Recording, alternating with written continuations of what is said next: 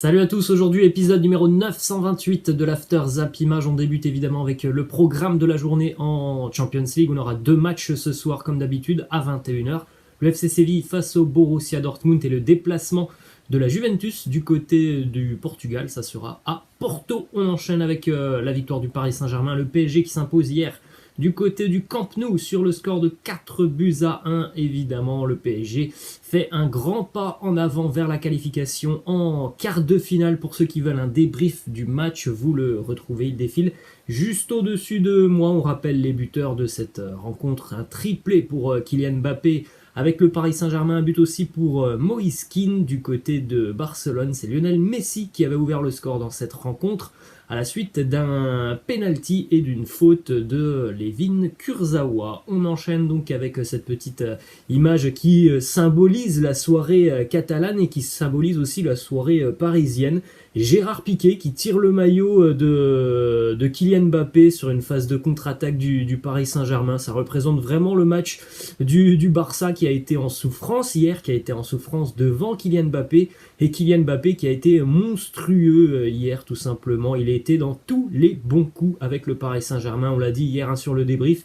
Évidemment, il y a le triplé, mais il y a aussi tous les bons ballons qu'il a pu donner hier, tous les gestes techniques efficaces et qui lui ont permis d'effacer des joueurs barcelonais. Donc un super match de l'ensemble du 11 parisien avec donc ce chef-d'œuvre de Kylian Mbappé. Il a pris ses responsabilités hier, évidemment. Kylian Mbappé, il n'y avait pas de Neymar hier, et on se rappelle tous de cette déclaration de Mbappé. C'était il y a peut-être plus d'un an et demi maintenant, où il avait demandé plus de responsabilités. Hier, il a eu des responsabilités sur le terrain, il les a prises et il a répondu présent. Un match référence pour Kylian Mbappé hier avec le Paris Saint-Germain en Ligue des Champions. Ça fait évidemment beaucoup de bien pour lui qui a vécu une première partie de saison assez compliquée, notamment sur la Ligue des Champions où en phase de groupe il a eu beaucoup de mal à trouver le chemin des filets. Hier il était tout simplement parfait. On enchaîne avec une stat qui concerne le Barça qui vient de perdre 2 matchs consécutifs en Champions League à domicile. C'est la première fois dans l'histoire du club catalan. C'est aussi la première fois qu'ils encaissent au moins 3 buts sur 2 matchs consécutifs en Champions League. Donc hier le 4-1 face au Paris Saint-Germain. Et puis on rappelle le dernier match de la phase de groupe, la 6e journée, il y a 2 mois et demi. Le Barça qui avait déjà pris une gifle à domicile par la Juve de CR7 sur le score de 3-0. Ensuite, on enchaîne avec une autre stat. Cette fois-ci, ça concerne le Paris Saint-Germain qui est devenu la première équipe française à s'imposer sur la pelouse du Camp Nou en Ligue des Champions après 10 rencontres sans victoire pour les clubs français qui se sont déplacés du côté de Barcelone. C'était 2 nuls et 8 défaites. Hier, le PSG est donc devenu la première équipe française à s'imposer du côté de Barcelone. Donc il ne faut pas minimiser quand même ce qu'ont fait les Parisiens hier, même si j'ai vu notamment des commentaires sous le débrief de la vidéo qui me disaient tout simplement: tu en fais trop, le Barça, ce n'est plus du tout l'équipe que l'on a pu connaître il y a quelques années. C'est totalement vrai. Le Barça, c'est de pire en pire. Depuis quelques années, le Barça ne fait que de régresser en Ligue des Champions. Mais il ne faut pas minimiser quand même ce qu'a fait le Paris Saint-Germain hier. Toutes les équipes ne sont pas capables de venir s'imposer du côté du Camp Nou en maîtrisant leur match et surtout en marquant 4 fois. Paris l'a fait hier. Donc c'est quand même plutôt très bon ce que nous ont proposé les Parisiens hier face à une équipe du Barça qui, encore une fois, est en perdition en Ligue des Champions. Ensuite, on enchaîne avec une autre stat. Cette fois-ci, ça concerne encore l'homme de la soirée, Kylian Mbappé, qui est devenu le premier joueur à inscrire un triplé au Camp Nou en phase à élimination directe de la Ligue des Champions. Là aussi, ça n'a jamais été fait dans l'histoire du FC Barcelone qu'un joueur sur les phases à élimination directe de la Champions League vienne inscrire un triplé. Donc Kylian Mbappé l'a fait hier. Il me semble que Shevchenko l'avait fait, mais si je ne me trompe pas, c'était sur la phase de groupe. Ensuite, autre stat qui concerne Kylian Mbappé, grâce à son triplé hier, il est maintenant le 3e meilleur buteur de l'histoire du Paris Saint-Germain. Il est toujours derrière évidemment Edinson Cavani et Zlatan Ibrahimovic. En tout cas, hier, ce triplé lui a permis de déplacer une autre légende du PSG, le Portugais Pedro Miguel Pauleta. Ensuite, on a une déclaration de Kylian Mbappé sur son avenir et notamment sur ce match exceptionnel. Il nous dit: ce serait con de jouer son avenir sur un match est prolongé ou non à cause de cette double confrontation face au Barça. C'est une réflexion sur le long terme. Je suis heureux ici à Paris avec ce genre de match. Je suis encore plus heureux. Ça, c'est un message hyper positif pour le Paris Saint-Germain, lui qui a depuis quelques mois maintenant plusieurs options pour son avenir, la prolongation de contrat ou évidemment toujours l'appel du pied du Real Madrid. Ce genre de match, ce genre de prestation collective du Paris Saint-Germain, ça peut évidemment pousser Kylian Mbappé à prendre et choisir la décision de continuer du côté de Paris. Ensuite, une stat qui va certainement rassurer tous les supporters du Paris Saint-Germain. Les 79 équipes qui ont gagné 4-1 à l'aller en Ligue des Champions se sont toutes qualifiées. Il n'y a jamais eu de remontada pour les équipes qui se sont imposées 4-1 à l'aller en Champions League, même si on sait que depuis quelques années, on voit quand même des scénarios assez improbables en Ligue des Champions. En tout cas, c'est bon à savoir quand même. Aucune équipe n'a été éliminée après s'être imposée 4-1 sur le match aller. On poursuit avec une déclaration de Ronald Koeman, l'entraîneur du Barça, qui a en conférence de presse hier a affirmé ce que tout le monde a pu voir sur le terrain. Le PSG a une équipe beaucoup plus complète et beaucoup plus physique que celle du Barça. Donc hier, il y avait pas photo. On peut dire oui, au niveau du physique, on peut dire que le PSG a plus de qualité, est beaucoup plus complet, est beaucoup plus collectif, est mieux organisé. Bref, voilà, il n'y avait pas photo hier entre le Barça et le Paris Saint-Germain. Ensuite, on a eu hier aussi une vive altercation sur le terrain. C'était en toute fin de première mi-temps entre Antoine Griezmann et Gérard Piqué, avec des insultes échangées entre les deux joueurs. Vous voyez les insultes. Gérard Piqué qui reprochait à Antoine Griezmann son manque d'investissement sur les retours défensifs. Ça a été assez chaud entre les deux joueurs. Je pense que quand même du côté de Barcelone, s'il y a bien un joueur où on ne peut pas trop reprocher le fait qu'il vienne beaucoup aider défensivement, c'est bel et bien Antoine Griezmann. Mais bon, en tout cas, visiblement, ça ne suffit pas pour Gérard Piqué qui hier était en grande difficulté. Ça faisait évidemment 2 mois et demi qu'il n'avait pas joué. On le fait, c'est un choix très surprenant du côté de Barcelone de la part de Koeman.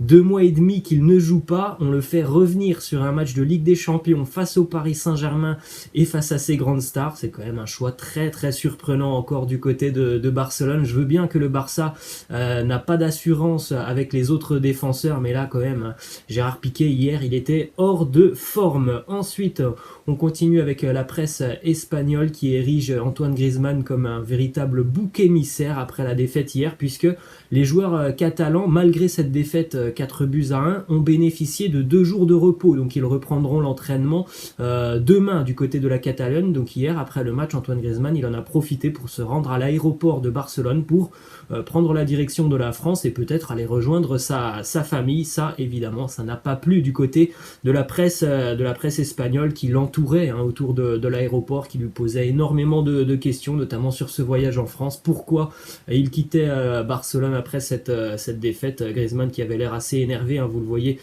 sur cette image, il est capuché, il n'a pas envie de répondre et il demande tout simplement à la presse: est-ce que ça vous regarde? Pourquoi je voyage?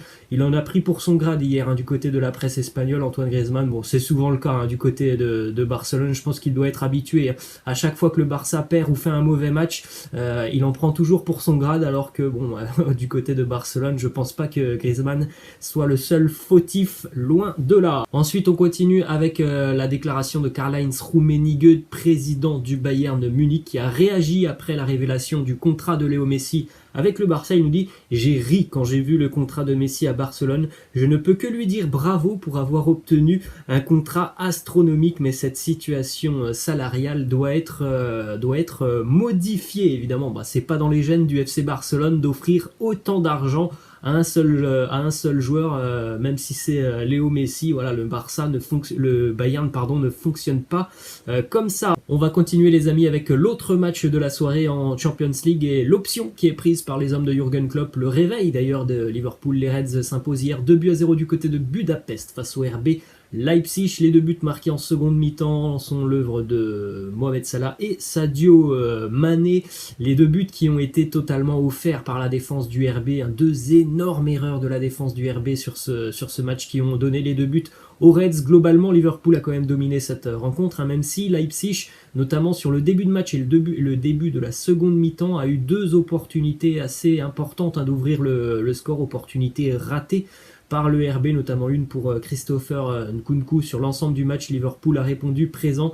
Une belle victoire pour les hommes de Jürgen Klopp, ça va évidemment leur faire beaucoup de bien. Une stat assez sympa aussi sur Thiago Alcantara. On parle beaucoup de lui du côté de l'Angleterre depuis son arrivée. Il ne se met pas au diapason de l'équipe.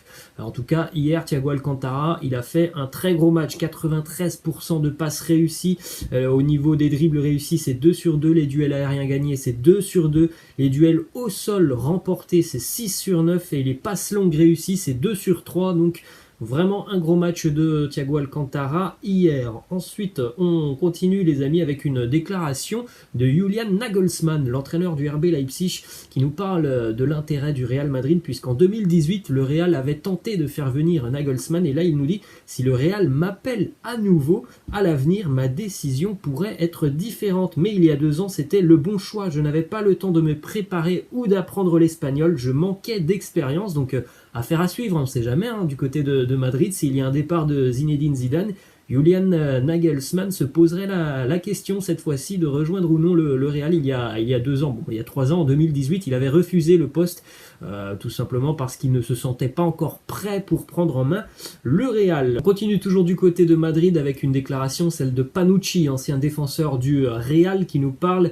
des décisions madrilènes sur le mercato estival de l'année dernière. Il nous dit: ce que le Real a fait avec Achraf Hakimi et Théo Hernandez est assez étrange. Ils ont opté pour autre chose, mais ces joueurs auraient pu les aider. Je ne me souviens pas beaucoup de joueurs à leur poste avec autant de qualité. C'est vrai que c'est quand même assez surprenant le fait que le Real a notamment libéré Hakimi l'été dernier, alors qu'il n'y avait pas d'arrivée du côté de Madrid.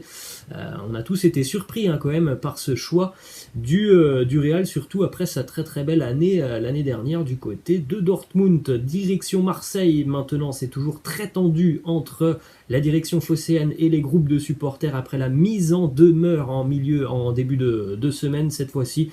Le communiqué des groupes de supporters de l'OM qui appellent à se désabonner en masse des réseaux sociaux de l'OM, qui appellent aussi au boycott des produits dérivés. Une conférence de presse est prévue. C'est hyper tendu du côté de Marseille. Ensuite, déclaration de Nasser Larguet, l'entraîneur de l'OM, qui attend beaucoup plus de Michael Cuisance. Il nous dit: il a de la puissance, il a aussi de la qualité technique, mais les qualités, vous devez les mettre à profit du collectif. Il faut absolument qu'il rentre dans un collectif, et s'il fait ça, il pourrait devenir un très bon joueur, indispensable à l'équipe. Oui, c'est vrai qu'on attend toujours quand même beaucoup plus de la part de Michael Cuisance depuis son arrivée. Ensuite, on continue les amis avec une déclaration de Doulier Kaletatchar qui nous parle de son transfert avorté à Liverpool. C'était sur la dernière journée du mercato, il y a une quinzaine de jours. Il nous dit: Liverpool, c'est l'un des plus grands clubs au monde et j'étais très heureux de l'offre. Mais je ne regrette pas de ne pas être parti, car l'OM est un grand club aussi. Bon, j'ai quand même un petit peu du mal à croire en cette déclat de Doulier Kaletatchar. Il me semble qu'à l'heure actuelle, quand même, il faut mieux être du côté de Liverpool que celui de l'Olympique de Marseille. Et j'ai quand même aussi un petit peu de mal à comprendre l'OM qui a refusé, donc en gros 25 millions d'euros pour Kaletatchar de la part de Liverpool. Ensuite, une autre info du côté de Marseille, ça concerne Jorge Sampaoli, qui est de plus en plus proche de l'Olympique de Marseille.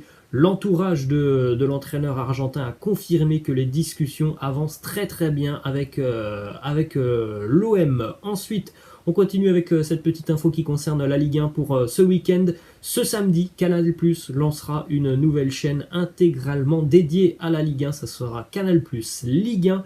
Cette chaîne sera digitale et accessible uniquement sur MyCanal. Et on va terminer les amis cet After Zap Image par la question de fin qui concerne le Barça. Selon vous, quelle est la principale raison de la dégringolade catalane hier soir face au Paris Saint-Germain? Laissez-moi en commentaire pour vous les raisons qui ont fait que le Barça a été humilié hier. L'entraîneur, l'équipe, les absents, le Paris Saint-Germain qui était peut-être trop fort, ou alors le fait que le Barça est passé complètement à côté de son match, si vous avez autre chose. Hein. N'hésitez pas à me laisser en commentaire tout ça. Je vous laisse les amis, je vous dis à la prochaine. Ciao.